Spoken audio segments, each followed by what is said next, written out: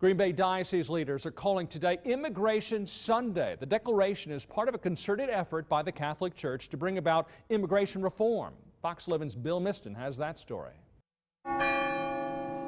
It is important to end the political, social, and economic conditions that drive people from their homelands and families. Pero al mismo tiempo es muy importante para home to about 1,400 families or about 4,500 people. St. Willibrord leaders say about 40% of the parish is likely undocumented. When one part of that community is suffering injustice, the whole community is suffering.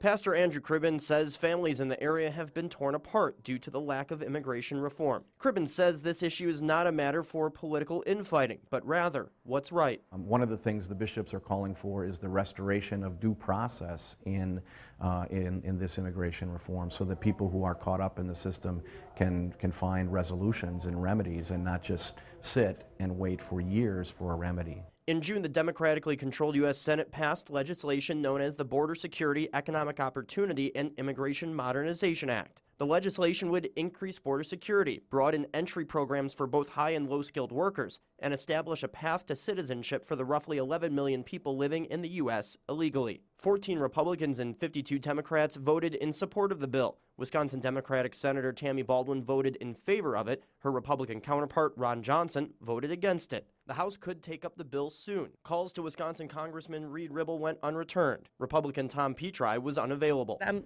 legal now, but as being in that position before, being an illegal, you are afraid about everything. Gabriela Gamboa is president of the Hispanic Community Council of Northeast Wisconsin. Gamboa says she supports the stance of the Catholic Diocese of Green Bay. She says many people who live in our communities today wish to be a contributing part, but says current laws don't make it easy to rectify an illegal status. You want to do everything right, you want to keep helping the community, and it's just hard for you to be involved with the community, no matter if you have the knowledge, if you are a good person and you can do it. People say, we're waiting for reform, Father. We're waiting for reform. Asked if lawmakers can do it when it comes to getting something done, Cribben says he's optimistic, as he is a man of faith, but says there will be a lot of prayer involved.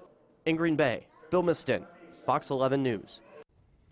The last time comprehensive immigration reform legislation came up for a vote was back in 2006. It too passed the Senate with bipartisan support, but later died in the House.